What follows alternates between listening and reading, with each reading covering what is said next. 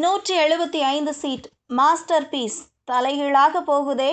கியரை மாற்றிய திமுக அஇஅதிமுக. லட்டு chance miss ஆகிறதே. தமிழகத்துக்கு தேர்தல் தேதி அறிவிப்பு இன்னும் வராத நிலையிலேயே அதற்குள்ளாலேயே அரசியல் சூடு பிடித்து வருகிறது. ஒருபுறம் ஆளும் திராவிட முன்னேற்றக் கழகம் தலைமையிலான கூட்டணி, மறுபுறம் எதிர்க்கட்சியான அனைத்திந்திய அண்ணா திராவிட முன்னேற்றக் கழகம் கூட்டணி என இரு பெரிய அணிகளும் தொகுதி பங்கீட்டு பேச்சுவார்த்தையில் தீவிரமாக இறங்கியுள்ளன. ஆனால் ஏற்கனவே திட்டமிட்ட கணக்கு ஒன்றாக இருந்து வரும் நிலையில் இரண்டு கட்சிகளின் தற்போதைய கணக்கு வேறு விதமாக அமைந்து வருகிறது. என்ன நடக்கிறது? ஆட்சியை மீண்டும் தக்க வைக்க திமுகவும், விட்ட ஆட்சியை இந்த முறையாவது பிடித்துவிட வேண்டும் என்று அதிமுகவும் திட்டமிட்டு காய் நகர்த்தி வருகின்றன. அதனால்தான் இரு திராவிட கட்சிகளுமே அதிக தொகுதியில் போட்டியிட வேண்டும் என்பதில் ஆரம்பத்தில் இருந்தே முனைப்பை காட்டி வருகின்றன. ஆனால் தமிழக அரசியலில் இதுவரை இல்லாத அளவுக்கு சிறிய கட்சிகளின் எண்ணிக்கை அதிகரித்திருப்பதால் பிரதான கட்சிகளே தாங்கள் போட்டியிட நினைத்த தொகுதிகளை விட்டுக் கொடுக்க வேண்டிய சிக்கலான நிலை உருவாகியுள்ளதாக தெரிகிறது.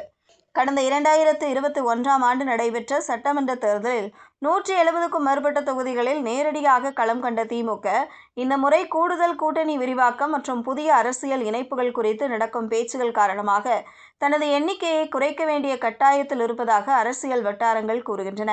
குறிப்பாக காங்கிரஸ் கட்சிக்கு 28 தொகுதிகள் வரை ஒதுக்கப்படும் என பேசப்படும் நிலையில், விடுதலை சிறுத்தைகள் கட்சி மற்றும் கம்யூனிஸ்ட் கட்சிகளும் கூடுதல் இடங்களை கோரி வருவதாக தகவல்கள் வெளியாகின்றன. இதனால் குறைந்தது 175 தொகுதிகளில் உதயசூரியன் சின்னத்தில் போட்டியிட வேண்டும் என்று கணக்கிட்டிருந்த திமுக தலைமைக்கு இப்போதைய சூழல் 160 இடங்களுக்குள் போட்டியிட வேண்டிய நிலை உருவாகியுள்ளதாம். மறுபுறம் அதிமுக முகாமிலும் இதுபோன்ற அரசியல் இழுபறி நீடித்து வருகிறது. திமுக கூட்டணியில் காங்கிரஸ் பெற்ற இடங்களை சுட்டிக்காட்டி பாஜக தரப்பில் 40 தொகுதிகள் வரை கேட்கிறதா. அதேபோல வட மாவட்டங்களில் தனது வாக்கு செல்வாக்கை முன்வைத்து பாட்டாளி மக்கள் கட்சி சுமார் 20 தொகுதிகள் வரை கோரி வருவதாக அரசியல் வட்டாரங்களில் பேசப்படுகிறது.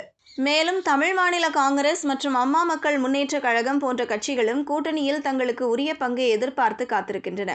இதனால் அனைத்திந்திய அண்ணா திராவிட முன்னேற்றக் கழக பொதுச் செயலாளர் எடப்பாடி கே. பழனிசாமி தன் கட்சி போட்டியிட திட்டமிட்டிருந்த சில கோட்டை தொகுதிகளிலேயே இடங்களை விட்டுக் கொடுக்க வேண்டிய சூழல் உருவாகியுள்ளதாக கூறப்படுகிறது. தொடக்கத்தில் இரு திராவிட கட்சிகளும் 170 முதல் 180 தொகுதிகளில் தங்கள் சின்னத்தை களமிறக்க வேண்டும் என்ற பெரிய திட்டத்துடன் இருந்தன. ஆனால் கூட்டணி அரசியல், சிறிய கட்சிகளின் அழுத்தம் மற்றும் தேசிய கட்சிகளின் எதிர்பார்ப்பு ஆகியவை அந்த திட்டத்தை மாற்றத் தொடங்கியுள்ளன.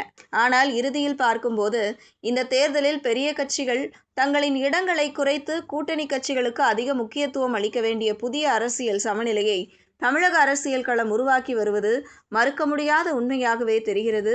பொறுத்திருந்து பார்ப்போம்.